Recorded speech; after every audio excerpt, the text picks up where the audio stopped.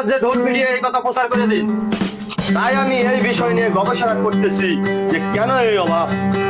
অবশেষে জানতে পারলাম মহারাজ, রাজ্যের গরিব মানুষের অভাব অনটন দূর হবে। ব্যাট বাবদ যে টাকা নেওয়া হবে তা রাজ্যের কোষাগারে জমা থাকবে।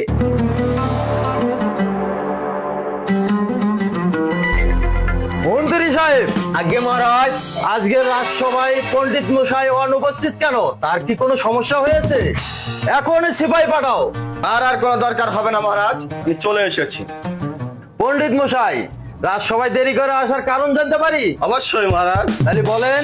আজ্ঞে মহারাজ, তাহলে শোনেন। মহারাজ, আমি যখন প্রতিদিন রাজসভার কাজ শেষ করে বাড়ি ফিরি তখন দেখতে পাই আপনার রাজ্যের কিছু সংখ্যক অসহায় লোক মানুষের ধারে ধারে সাহায্য চাওয়ার জন্য হাত বাড়িয়ে দাঁড়িয়ে থাকে। তাই আমি কয়েকদিন ধরে ভাবতেছি যে আজ থেকে 15-20 বছর আগে মানুষের যে ভাত কাপড়ের অভাব অনটন ছিল, এখন কিন্তু আর সেটা নেই।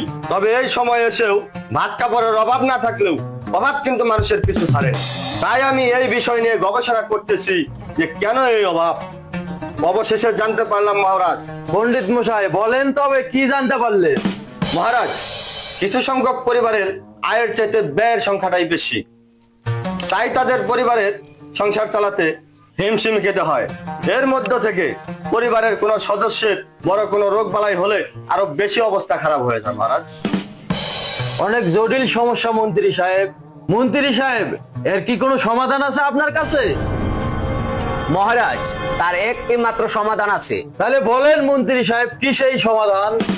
মহারাজ, আপনার রাজ্যে কিছু পণ্যের গায়ে 1 টাকা হারে বেট বসিয়ে দেওয়া হোক এবং ডুল পিটিয়ে বলে দেওয়া হোক যে পণ্যের গায়ে বেট বাবদ যে টাকা নেওয়া হবে তা রাজ্যের কোষাগারে জমা থাকবে এবং সেই জমানো টাকা রাজ্যের যে কেউ অভাবগ্রস্ত হলে বা বিপদের মুখোমুখি হলে এই জমাকৃত টাকা থেকে তাদেরকে সাহায্য করতে হবে। উত্তম প্রস্তাব মহারাজ। এতে করে হবে কি, আপনার রাজ্যের গরিব মানুষের অভাব অনটন দূর হবে এবং চারিদিকে আপনার সুনাম ছড়িয়ে পড়বে।